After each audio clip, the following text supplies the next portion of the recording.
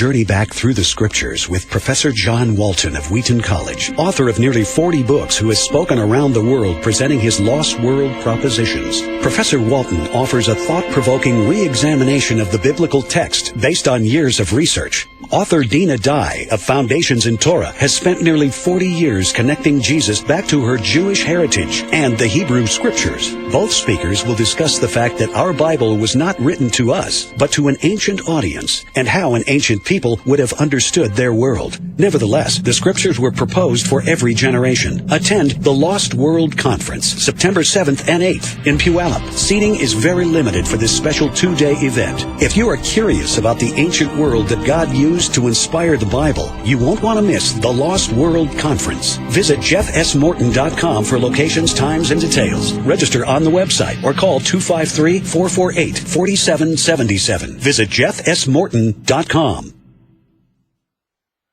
Well, good morning, everybody. This is Jeff Morton, one of your hosts for Returning to Eden, and, of course, my co-host, Dr. Dinah. Hello, Dinah. Hello, Jeff. How are you this morning? I am doing fantastic, and we're kind of come full circle now. We have Professor John Walton with us. Good morning, John. Good morning. Okay, so today, folks, we're going to have John Walton. He has written several books. He is a professor at Wheaton College. Of course, most of you know Dr. Dinah, who's written a couple of books and has been speaking the Word of God for 40 years now around the country. And so we're going to, in anticipation of John Walton's visit and Dr. Dinah's visit to the Pacific Northwest coming up September the 7th and 8th with the Lost World Conference, we're going to have a conversation, just kind of get to know one another a little bit better today on today's broadcast. Now, if many of you are not aware that Professor John Walton of Wheaton College has written several books, which he titles The Lost World of Genesis, The Lost World of Adam and Eve, The Lost World of Scripture, The Lost World of Torah, the most recent book that he's put out that I know of. So the reason we named the conference the Lost World Conference is because we're going to get into a lot of the research that he brings, and certainly Dr. Dinah.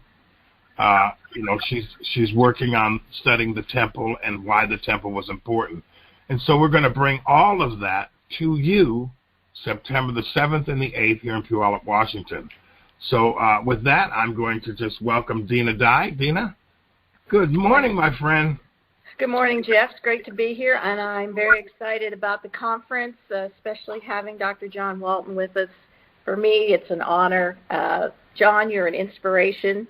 You have kind of transformed my own scholarship and research, and I'm eternally grateful for all your, 30-plus years of work?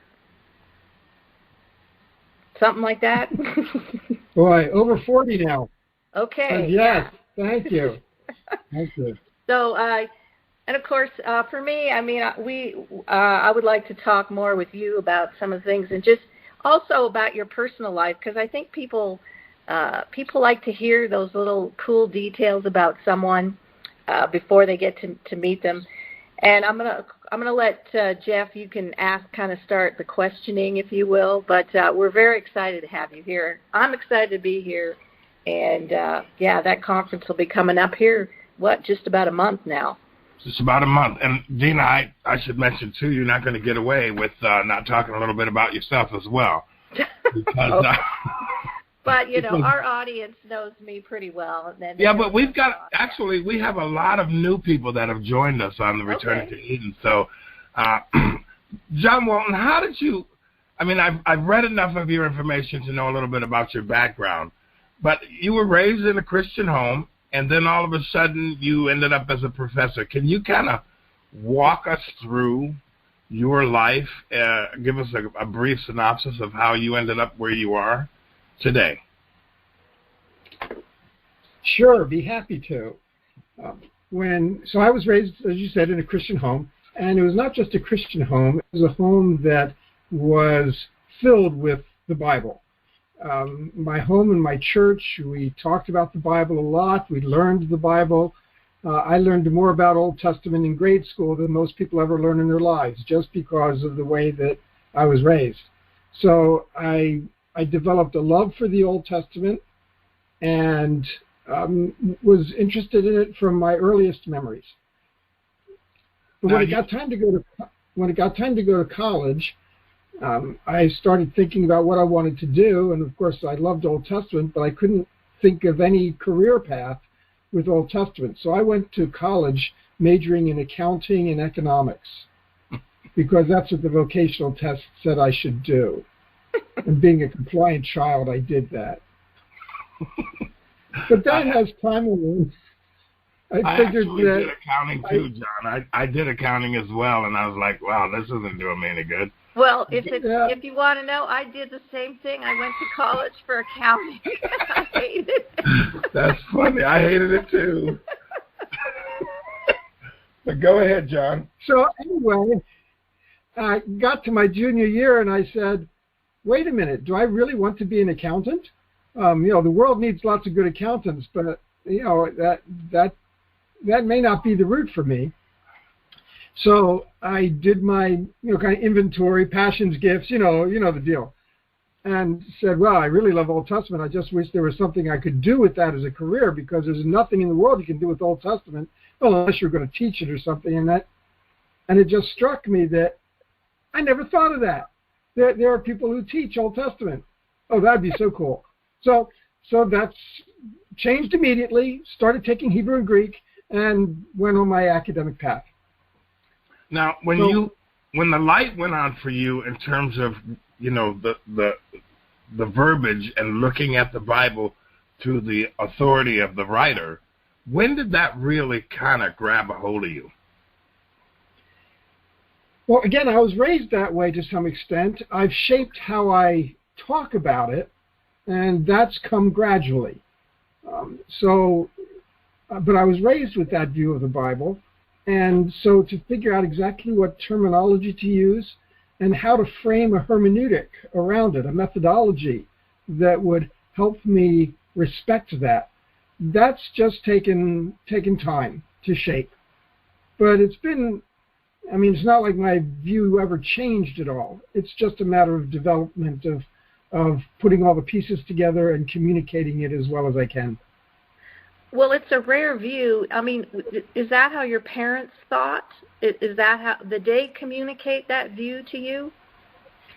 I don't recall whether they did or not. Again, we consider the Bible inspired, inerrant, God's revelation, having authority, all of those terms. When I started talking about the author's intentions, that was probably later on in the mix. Okay. Well, and that's the million-dollar question, isn't it? And this is the question people ask, how on earth do we figure out what the author's intent was? How do we wrestle with the author's interpretation of it? And that's always been... Well, not only that, but how do we, extrapolate the cultural integrity by which that intent was being produced? These are questions that are just not, we don't even discuss this. I have never discussed this as a Christian believer in the 40 years that I've been, walking this journey. And yet that's kind of paramount, which is what attracts me to your work so much, John. Yeah, well, that's really the hang-up. People say we can't get into their minds, and we really can't even get into their culture very much. So how are we supposed to assess their intentions? The basic fundamental premise of my work is to say, I'm not trying to get into their minds. I'm just assuming they're effective communicators. And we assume that in every conversation we ever have. Even talking here with the two of you, I can't get into your minds, but I assume that you can communicate effectively what you want to talk about. And so I assume the same thing of the narrators, the prophets, whoever they might be in the biblical text. So I'm assuming that they're going to communicate clearly the things that I need to know to understand their intentions. That still leaves the culture piece on the table, because they're communicating clearly to people in their culture, but I'm not in their culture. Right. And so that becomes the second piece of the puzzle. We have the literary communicative piece, And then we have the cultural piece. And the cultural piece can be a lot of work to try to understand the culture as best we can. We will never understand it perfectly, not even close, but we can make a lot of progress just by understanding many of the ways in which we think differently than they do.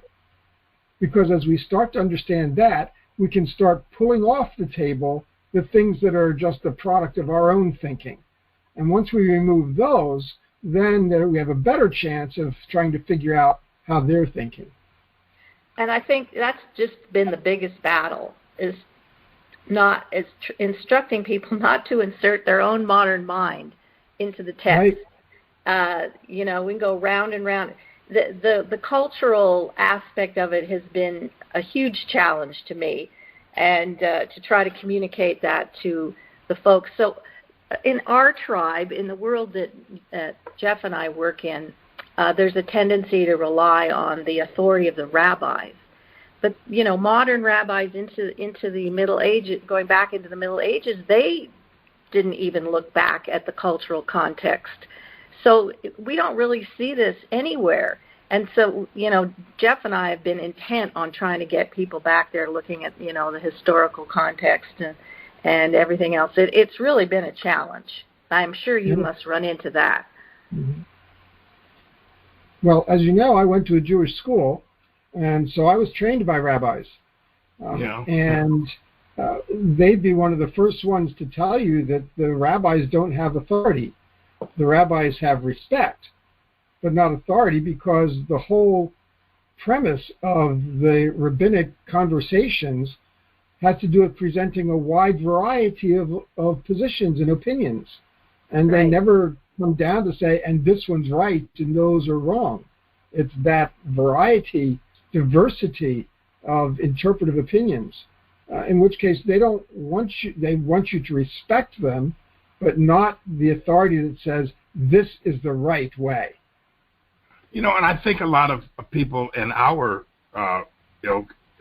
walking this out with the Lord, we don't understand that.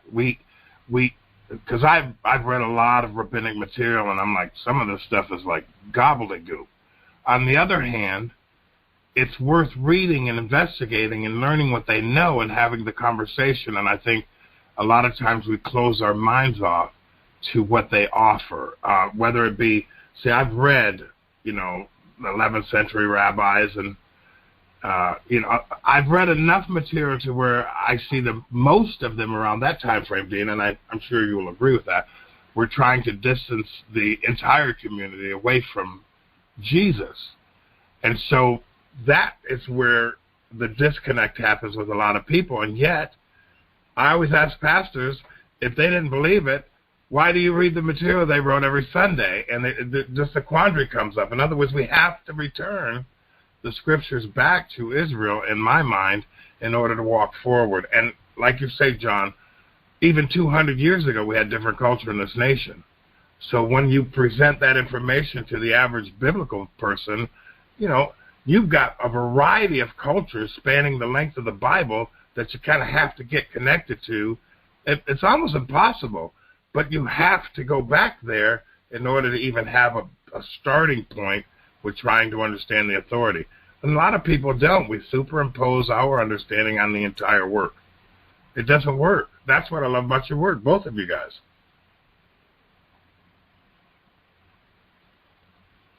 Well, that's the basic idea when I talk about the Bible is for us but not to us.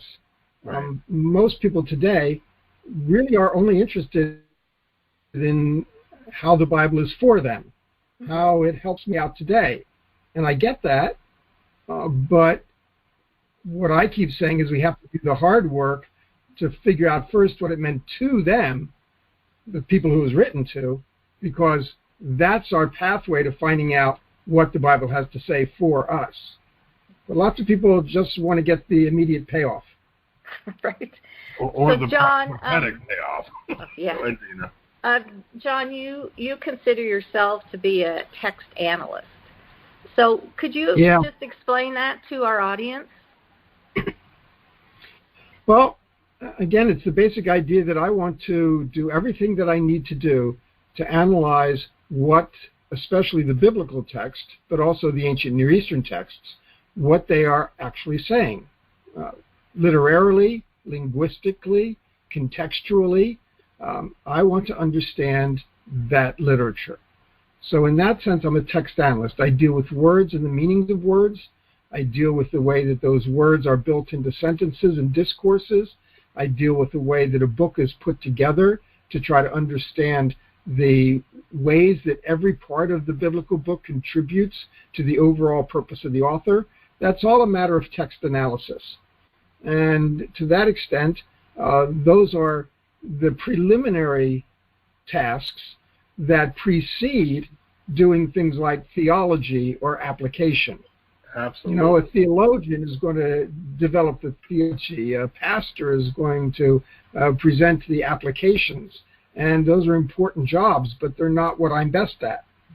So I start at the ground level, and I'm dealing with those issues of what the text actually means.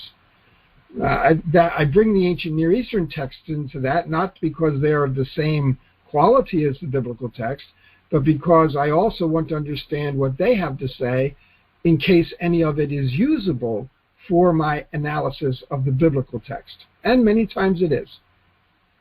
Well, and that's the place we're trying to bring our audience to. We appreciate the work you've done because it is foundational. And for me personally, I build off of the things you've done. You know, I'm a teacher. I tend to look for patterns in Scripture, but I build off that textual foundation. I'm curious, in your own personal life, like, how has this approach affected your personal relationship with God and just your personal faith? Well, my relationship with God is built on what I've learned about Him from His revelation of Himself in the text. And that means that if I'm not understanding the text well, then my relationship with God cannot be all that it could be. Many Christians today, for example, are involved in a faith that for them is transactional. That is, I give to God, God gives to me, we've got a good thing going here. And it's this, let's make a deal. And that's not any way to have a relationship with God, because that's simply not how our faith is supposed to work. But unless we get to know the text better and to recognize that our faith is not supposed to be transactional, we're not going to have that healthy relationship with God that we ought to have. You know, I want to address that because for years I didn't see the value of really walking with the Lord because I was too busy making a deal. You know, I mean, I had that. That was literally my relationship to being a Christian. And then when I started digging into the ancient Near East legal systems, I started connecting the Torah for what its purpose was, which I love your new book, The Lost World of Torah, because it kind of defines it a little differently as opposed to, you know, some sort of legal thing that we have to apply to our lives today.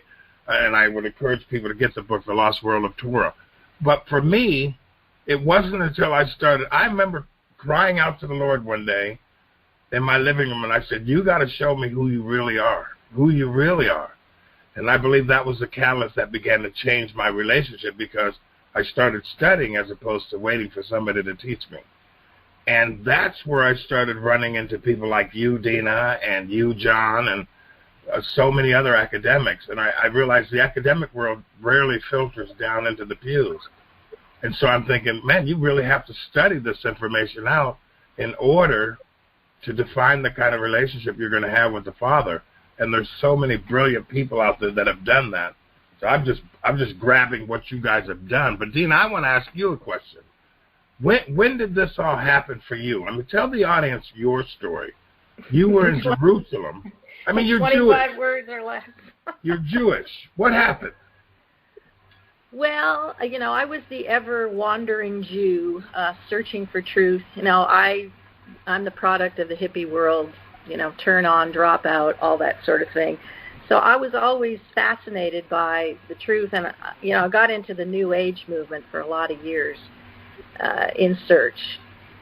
And I had three things I thought if I ever found the truth, I'd know that's what it was, and that is that it would be, in my mind, that, you know, I'm 29 years old, that it would be easy to understand, and it would be for everyone, and it would be based on love. So that's the criteria I had put together.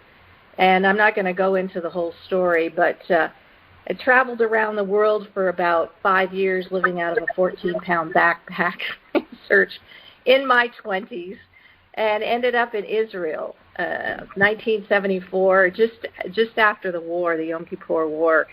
And I actually met a Christian there, and that was the first time I heard about this person named Jesus and heard about the New Testament. I had never read it. Now, I knew the Old Testament pretty well. I'd gone to Hebrew school and Orthodox Jewish summer camp, and we attended synagogues, especially on the high holidays, like every good conservative Jew.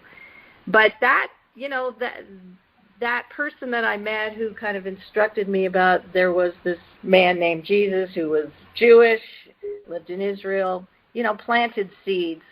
And eventually, when I finally did read the Bible cover to cover in a week, I got to the story of the woman caught in the act of adultery, and of course, you know, Yeshua's response, let he who is without sin cast the first stone. And for me, that was my moment. And it was shortly after that I attended an Assembly of God church, you know, made the formal declaration. The pastor there made me the teacher of the youth a week after I came to faith in Messiah. That was crazy. And the only thing I knew was the Old Testament. I didn't know anything. And so that's what I began to teach them. And it occurred to me right out of the gate that somehow these two testaments, if you will, covenants, had to connect. And so that search began really it'll be 40 years this September. How do I connect the New Testament, the New Covenant? Where is its foundation in the Old Testament? And that was my journey. And, you know, I was summarily removed from various congregations over time when I tried to present this. Some pastors were open, many were not. Now, I didn't have any formal training. I was a college dropout. Wow. So I had to go back to school and begin. But I didn't get my doctorate until the mid-'90s because I got married and I had kids and I homeschooled kids. But I was studying and researching all along and teaching wherever I could. So I'm kind of late to the game, but, you know, I've grown tremendously. And you know, people like John and various scholars, I'm a researcher, and I also think that the Father's given me a natural gift to be able to connect things. And like I said earlier, you know, my whole thing is patterns. My lens, as I look through the scriptures and I try to base it on the cultural context, is, you know, creation, new creation, exile, return, chaos and order, wisdom and folly. Wisdom has become, for me, you know, the research in that area has been really important. So I appreciated John's book, The Lost World of the Torah, because of the thrust of that being wisdom literature. I'm going, yeah, right on. And it's, you know, he finally gave credence to what I've been thinking about for about 5 years. So thank you for that. You actually said that John's book, you came to the same conclusion. And yeah, he did it scholarly. I did it just processing. Intuitively. Yeah. Now, John, exactly. your story, I mean, your son Harvey is involved with writing books with you. Your personal life, you're married. How many children do you have? And, I mean, I think it's to your credit to have your son's name on this book. I wish I had a book with my son's name on it. Do you know what I mean? So tell us a little bit about how many children do you have and that kind of part of your life? Well, my wife Kim and I have been married for 43 years. We have 3 grown children. They're all in their 30s and all married. No grandkids yet. I have grand dogs. I have grand cats. I have grand degrees, apparently, because they just keep going to school. But no grandchildren as of yet. It's a pretty intensely academic bunch. So my oldest son His name is Jonathan, but he writes under J. Harvey Walton, so he doesn't get confused with me. Okay. And so he's doing his doctorate at St. Andrews in analytic theology. So he's in Scotland right now. His wife is doing a PhD at Notre Dame in early Christianity. My second son has his PhD from Harvard in archaeology and Assyriology. And he's an archaeologist, works in Israel every summer, and looking for a full-time teaching job. Right now he's doing adjuncting because his wife is doing a PhD at Ohio State in rural sociology. So they're still in process. That's and then some my street daughter cred is my right youngest. there. What? That's some street cred yeah. right there. Yeah, no kidding. And then my daughter has just finished a double master's program in library science and public history, and she's an archivist. And so that's what she does. And so yeah, it's a happy bunch, and we have a lot of fun. So I'd like to be at one of your Thanksgiving dinners. You know, people say that a lot, and no, the conversation around the table is Legos and video games. It's I'm sitting here stunned listening to all this academia. I mean, this is amazing. I don't know a family alive who has as many people in the academic world. I've never heard of this. So that's incredible. So my son and I have done 3 books together now. 3 books, right? Because we did The Lost World of the Israelite Conquest and The Lost World of the Torah, and most recently, Demons and Spirits in Biblical Theology. Now that one I didn't know about. I didn't know about that. New. It's not out yet, Yeah, is it? that just came out 2 months ago. Oh, Demons I and get Spirits that. in Biblical Theology. And I have to say, it's mostly his work. I did enough work to get my name on the cover, but it's mostly his work. And I'm really impressed with the things that he's pulled together. Well, you know, I was looking for all of your books that I have, and I have a collection here, and I came across this one, and I went, oh, I forgot I bought that one. Yeah. Old Testament Theology for Christians. I've read no part of this book yet because I didn't know I bought it. But anyway, well, that one pulls together all of the hermeneutics that I develop about trying to read the Old Testament in its context, and then from that understanding build theology that's enduring even today. So that's the book that lays down that methodology and then actually works it through in various theological categories. Well, I guess I'll have to start reading this one this week, you know. John, would you mind touching a bit on your latest book? I mean, this is a huge area and kind of problematic, and I'm just curious if you could just give a kind of a takeaway on, you know, without sharing everything. Well, the approach we took was we feel like there are 2 extreme views on either side of the conversation. One is the view that says, oh, it's all just psychology, and they're demythologizing the text, and you know, we don't really take this phenomenology very seriously. On the other side is the cosmic warfare model that, you know, every minute of every day you're battling demons and they're trying to affect you. We found that those were both kind of extreme views, and we thought there was probably something more in the middle that would take account of the biblical text and treat it seriously and treat the phenomenology seriously. And so that's kind of the path we took. So the first couple chapters were all methodology. That's pretty standard for what I do and what my son does. So we try to lay down the methodology. And then we end up going through every passage in the Bible that either does talk about demons or that people think talks about demons. So there's a chapter on the serpent. There's a chapter on the supposed fall of Satan in Isaiah and Ezekiel. There's chapters on all of the New Testament exorcism passages. There's chapters on Daniel 10 and Psalm 82. And so we're going through the biblical material to try to figure out exactly what's the Bible doing with these issues. We do not try to make a case one way or the other on the phenomenology. We work with the premise that, yes, there are demons. Fine, let's talk about what the Bible has to say about them. What does it, some places it's teaching you something about them. Other places it's just referring to what people in those days believed, and we have to draw a difference between them. So that's pretty much how the book goes, trying to sort those things out. Well, I appreciate that, because balance is needed. There's just crazy stuff out there. Yeah. And, you know, that's the one thing you can say about the Bible. It is always very balanced if we approach it that way. So one of the other areas that's problematic, too, kind of relating to this, is the natural world versus the supernatural world. And so the last few hundred years, we're kind of obsessed with the supernatural. But that's not the way the ancient world, I mean, they didn't view it the way we view it now. Could you talk about that? Sure.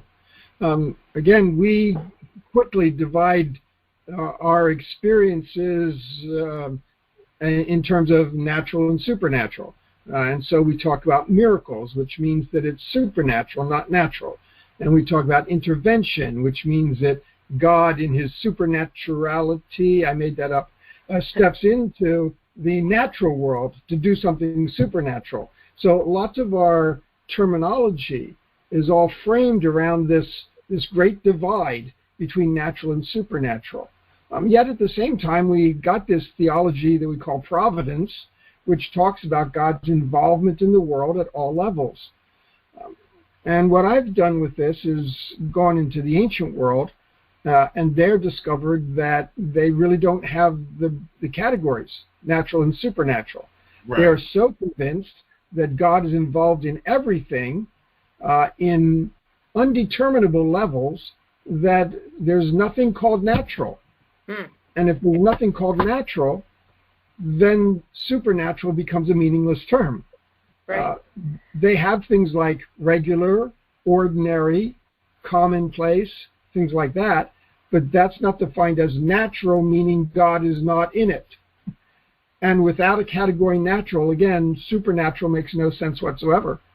So opposite a modern trend should try to make everything natural and only natural, right, naturalism. This is the opposite side that says, no, everything is supernatural. God's involved in it all.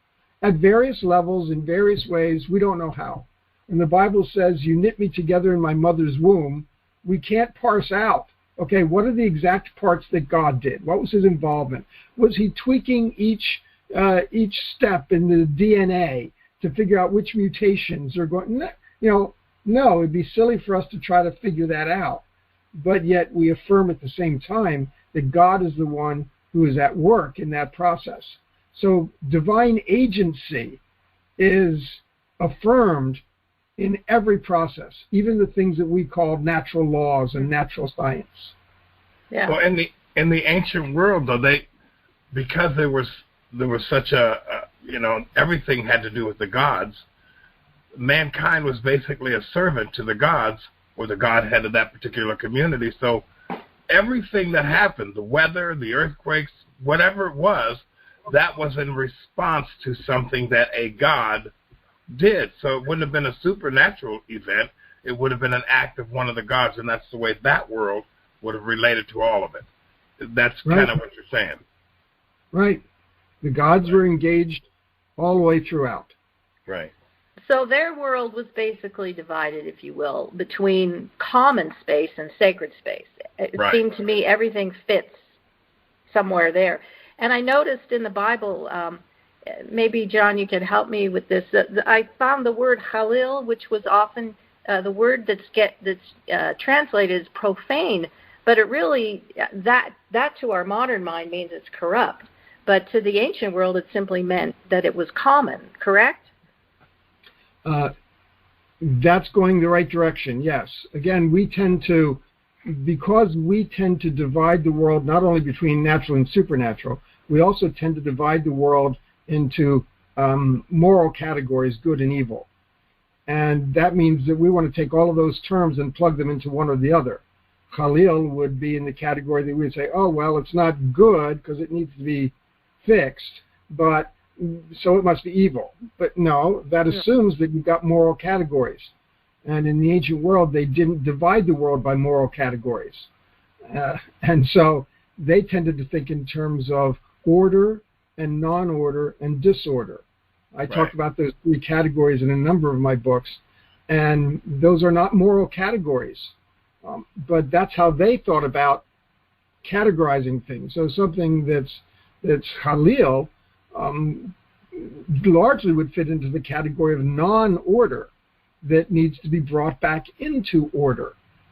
And so those are the kinds of categories that can help us think about things we encounter in the Old Testament and the ancient world. By the way, that's the topic that my son's doing his doctoral dissertation on, that three categories: order, non-order, and disorder. Oh, wow. I'm looking forward to that. I'm still working on I have a sort of a trilogy series, and I'm working on the temple revealed in Noah's Ark, which is why I asked the question, because when Noah came off the ark, it says he profaned the land and built a vineyard, but he was just establishing a common area, common space, not sacred space. This is how I viewed it. It didn't have a moral component to it. But when people read it, they think that somehow he corrupted it, because that's we insert our moral view of it. So I mean, my book is sort of on hold. I've been distracted. Everybody keeps asking me, when is it coming out? But it's been a bit of a challenge, this particular book in the series. So I hope next year it's finally finished. Because what I do in my books is I write what I call midrashic vignettes. So they're fictional accounts to try to help people, process the material. So it's not academic, but it's a story, which is of course what the Bible does. One of the things I was thinking too, can we, from what the writers, obviously they're giving us their interpretation of the events, but I think just as important as the information they give is the stuff they leave out, the gaps. Do you find that to be true? I mean, within the gaps, we can find lots of interesting things that they didn't actually say. I think of gaps in three categories. The first category are the gaps that the narrator leaves as part of his narrative art. He expects you to be an attentive reader. He expects you to kind of track with him, and he doesn't have to hit you in the face with everything he wants to say. There are things that he intends you to understand, but that he doesn't say explicitly. That's one kind of gap, and as good interpreters, we should try to fill those the way that the narrator intends us to. The second kind of gap is a cultural gap, and that is, there are things that the author does not explain because his intended audience already knows it. Right. And so that would be redundant and repetitive, and so he doesn't bother to identify those things. But of course, we're not that original intended audience, so we don't understand those things, and that also is a gap that we need to try to fill as best we can. The third kind of gap is one that I don't think we should try to fill. Those are gaps that have to do with the author's focus. The author's made choices to pursue a particular line of story or of argument or of whatever it might be. And that means that he has to leave things out. And we might be curious. I mean, they might be plot details. And we might be curious to fill those in. But he's very explicitly not giving you that information because he's trying to keep focused with what he's going to focus on. If we spend a lot of time trying to fill those gaps, we're not going to be tracking with the author, and therefore we're going to be off doing our own thing. So, for example, we can say, wow, here's God. He asks Abraham to go sacrifice Isaac. Well, I wonder what kind of conversation he had with Sarah about all of that. I wonder how that went, What's the back and forth here? When they're walking along the path, Abraham and Isaac, what kind of conversations did they have? See, we're curious about those things, but the author has chosen not to give us those things, and there's no way that we can fill those in with any confidence. We can only fill them in with imagination. Right. And if we can't fill them in with confidence, then it's distracting us from the author's intentions. And we're accountable to the author, and therefore sometimes I think we have to shut our imagination down so that we don't kind of run those bunny trails. So those are gaps that we often try to fill, but that we've got no basis for filling. And so I think that we have to be careful about that, just so we can keep our focus on what the author is doing. And see, that's one of the big points that I've tried to make when I explain your books and your work, and that is that, you know, there are some things in the Bible that God just was not interested in having communicated to us, and the writer's not going to do that. But also, you have to understand that, and this is a big one, they don't have to, you and I don't, we can have a conversation about computers all day long, and I've said this, I don't know, 2, 3 years now, but Moses and I could not have that conversation. And then the flip side of that is Moses can have a conversation with them about Axis Mundi, if you will, and they don't have to have any of that explained to them in terms of the way the world was.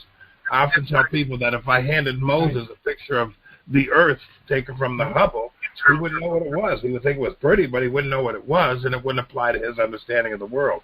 And that's kind of the mind people have to have when we're looking at this. But I want to go back to a point that you talked about with order, because it seems to me that God is always trying to get us back to a point of order in everything he does.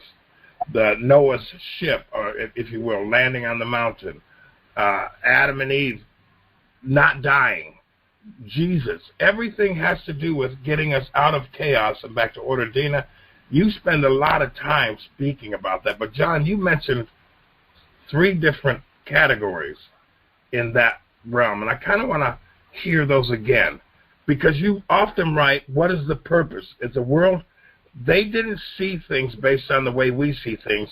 They looked at it as, what is it used for? Can you talk about that? Because they didn't care. They didn't have all the hyperbole and all the mindset that I call it YouTube videos. They didn't care about all that. What is its use, and does it matter? You spent a lot of time talking about that in Genesis 1. Right. Well, the greatest value in the ancient world and in the biblical world is order. And that's what they're always striving for. Order is not a natural condition. The natural condition is non-order. And that's a default, and it's undesirable. It's not immoral, it's not evil, it's just, you know, if you don't clean up your room, it gets pretty cluttered and messy, just because it moves to non-order. And yet they desire order. God is the center and source of order, and his creative activity brings order into the midst of non-order. But there's still non-order around, outside the garden, the sea, darkness, they're all issues of non-order. But God has brought order, and that order is good. And God expects people, created in his image, to work alongside him to bring order. Instead, we chose our own path, wanting to build order around ourselves. Back to Dinah's wisdom idea, the tree of knowledge of good and evil is a tree of wisdom, and that means it's a tree to bring order. And they wanted to bring order for themselves. They couldn't do that in God's garden because that was his ordered space, and so you get them moving out. But anything that works against God's established order is disorder.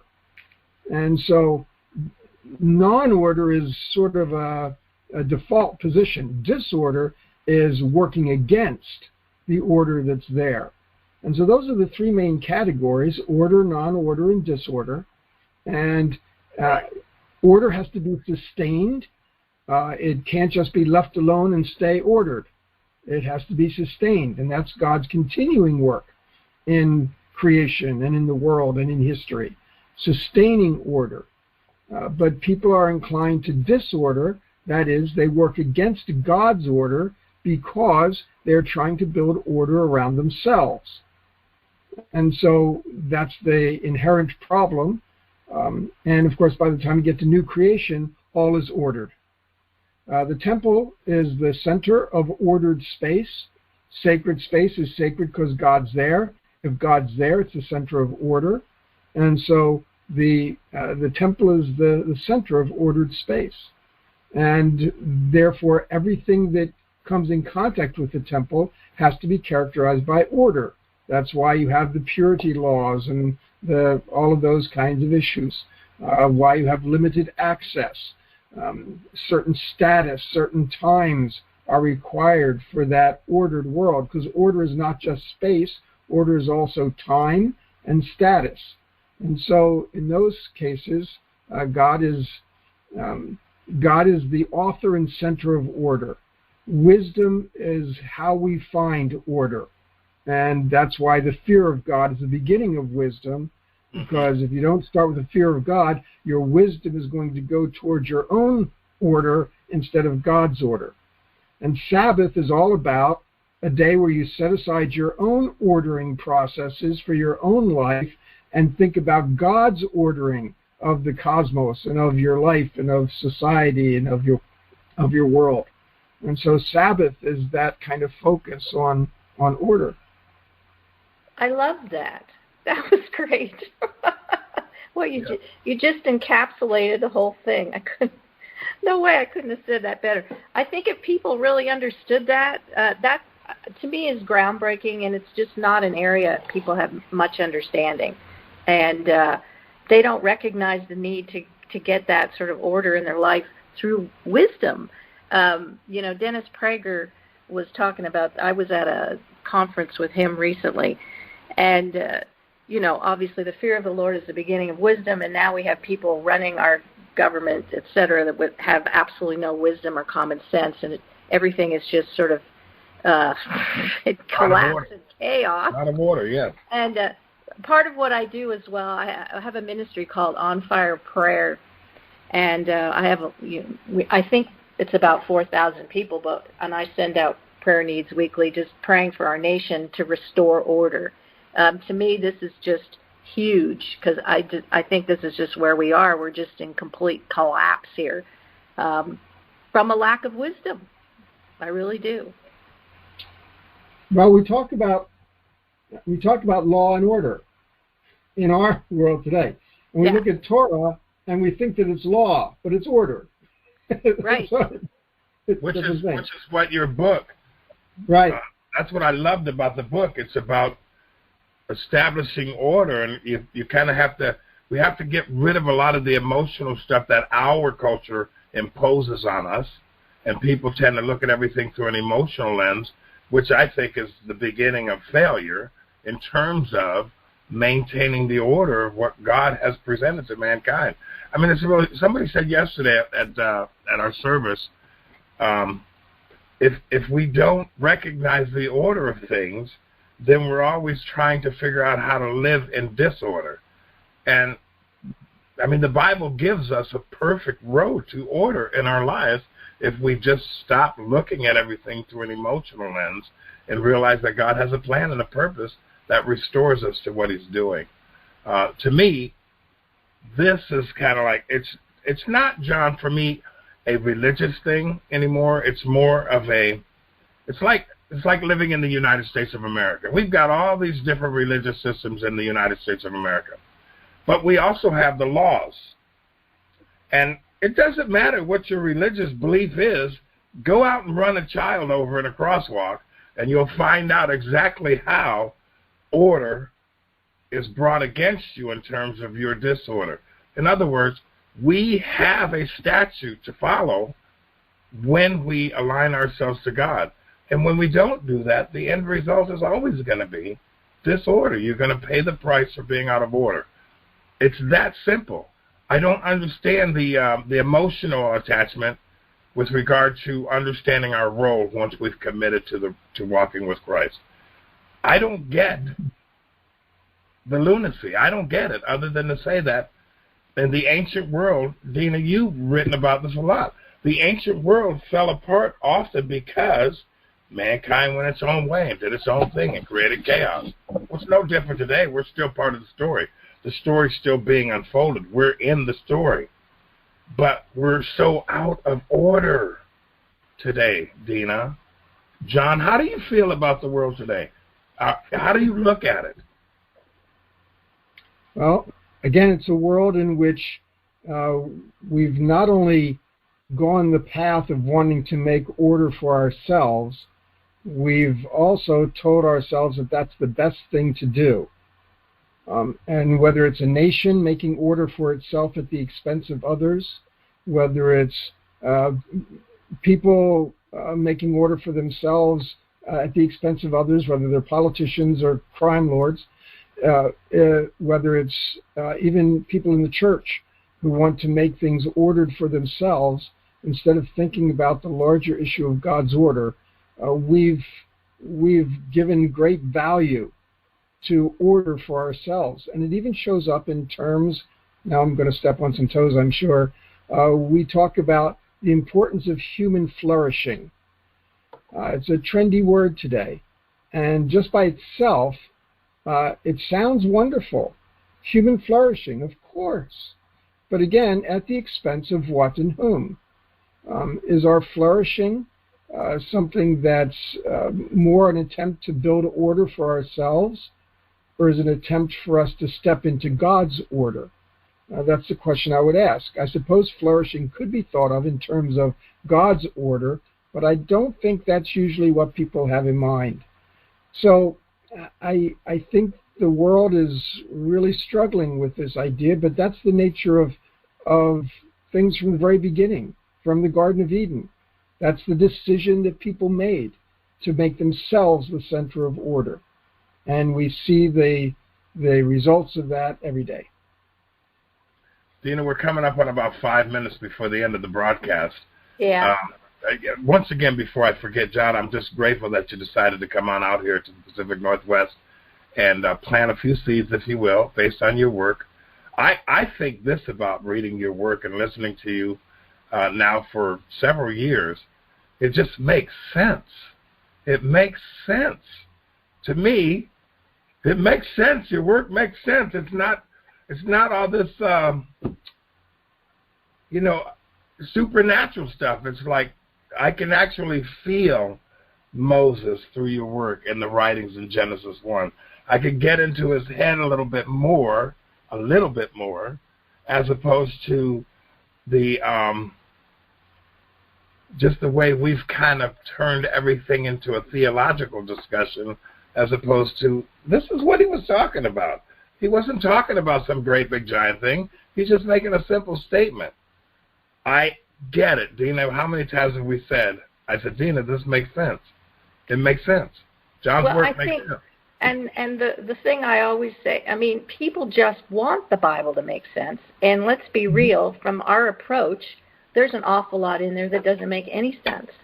So for me, personally, understanding the ancient culture and, again, with John's book, the Torah, viewing it through the lens of wisdom, all of those things have kind of come together, and this is what I try to share with people, looking at various narratives, et cetera, in the Bible and going, okay, from this perspective, look how this makes sense now.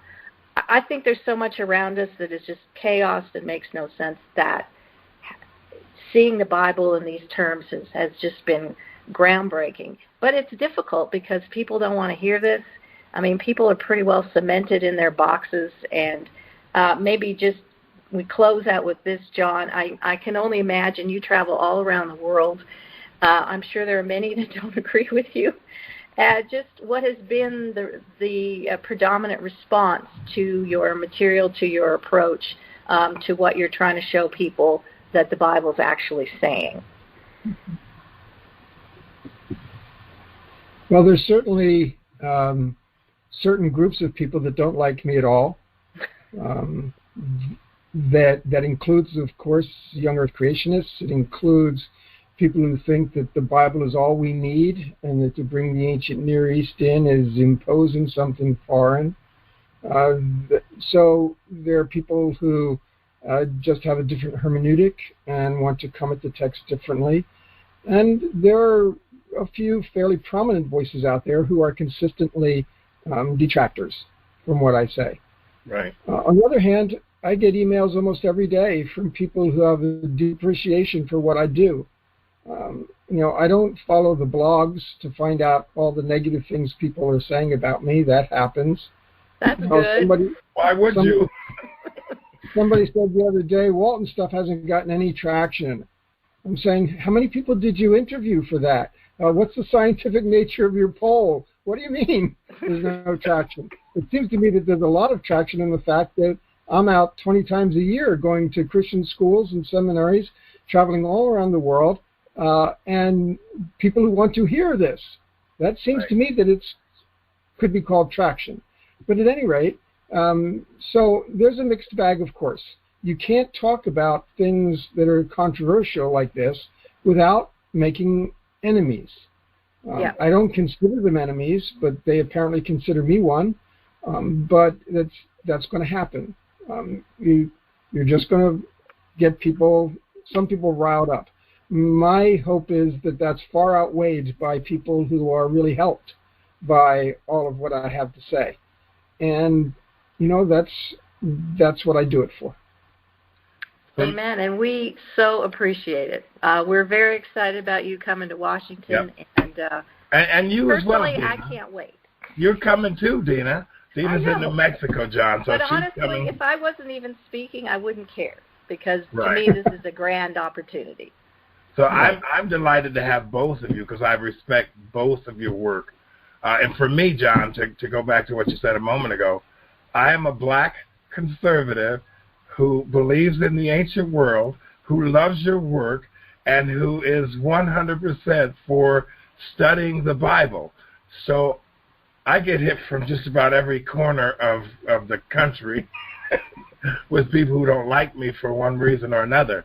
On the other hand, and I'm sure the two of you will agree with this, learning this, it just creates such a great expectation for the coming of our King. And it's kind of impossible to not celebrate our lives for being gifted this opportunity to know that. I leap out of my bed every morning with enthusiasm and excitement to keep learning more about our King. I mean, am I the only one like that, John? Are you like that? Do you get up every day jumping for an opportunity to do this with the King? Amen. Amen. I don't know if I'm jumping, but I'm excited. Well, listen, John Walton's going to be excited to get going every day. Absolutely. Amen. We've got John Walton coming here September the 8th. He'll be speaking from 9 o'clock. We'll have a lunch break. You guys are welcome to go get lunch somewhere else. We tried to keep the cost down for the conference, so we're not providing you with a meal. And then he'll be speaking until about 4 o'clock, starting at 1:30ish. And probably take some questions and whatnot. And then he'll be hanging around for Dina's conversation the following day. So we're looking forward to all of you getting registered as soon as possible for the Lost World Conference. And Dina, I'll give you the last word. Shalom. John Walton, thank you very much for coming on this morning. Dina as well. Thanks, Jeff. God bless you guys. Have a great day. Off to your picnic, John. I look forward to meeting both of you in person. I didn't get a chance to ask you about Australia. How was Australia? It was great. Had a great time. I guess we'll hear more later. I was there about 40 years ago. Sydney, yeah. Adelaide. I think it's one of the most amazing countries on the planet. So we'll see you guys in a few weeks. Yep, will do. God bless you guys. Bye-bye. Okay. Bye-bye.